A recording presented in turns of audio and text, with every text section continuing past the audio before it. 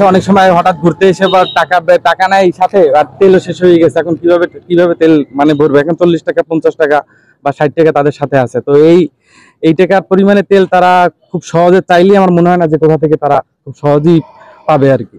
তো সেখান থেকে আমি ভাবলাম যে তারা যেন ইজিলি আর কি কোনো জায়গায় যদি কোনো সমস্যা বা বিপদে পড়ে, যে পকেটে টাকা নেই তেমন, তো তারা ইচ্ছা করলে আমার এই জায়গায় সর্বনিম্ন 250 মিলি থেকে শুরু, 250 মিলি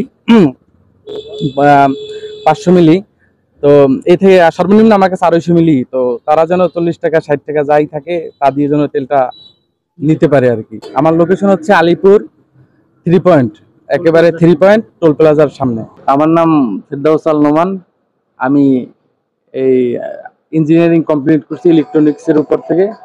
তারপর মানে চাকরি বাকরির যে অবস্থা দেশের, তো ভাবলাম দেশে একটা বিজনেস করি টুকটাক। আমি নিজে খুব বাইক লাভার, বাইক পছন্দ করি।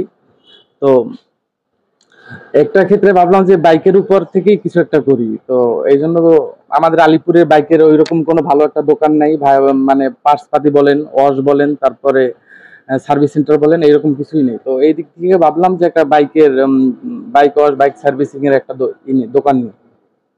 তারপরে সাথে সাথে যেহেতু বাইকের সবকিছুই থাকবে, সব ভাবলাম যে তেলটাও রাখি আমি। তো তেল রাখার পরে আমি নিজে যেহেতু একটা মানে আমার বাইক ছিল, আমার অ্যাক্সিডেন্ট করার পর আমার পা ভেঙে যায়। দেন আমার বাবা আমার বাইকটা বিক্রি করে ফেলায়।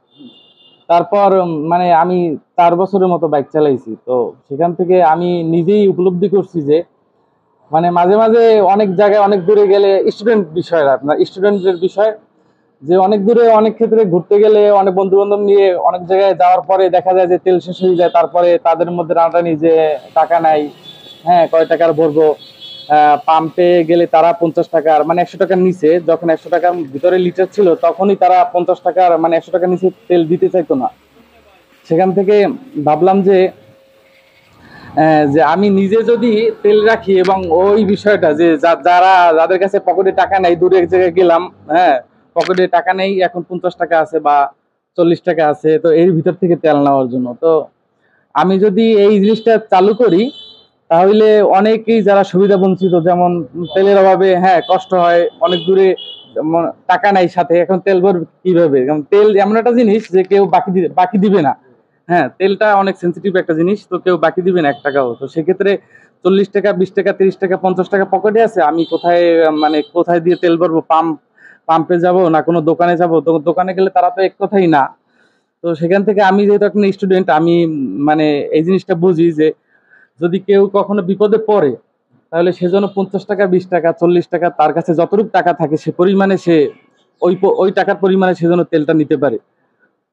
তো মানুষজন এর থেকে উপকৃত হয়, বিশেষ করে স্টুডেন্ট ভাইরা, যাদের পকেটে যারা ব্যবসা বাণিজ্য নাই, বাপ মায়ের টাকা পয়সায় ঘোরাফেরা করে।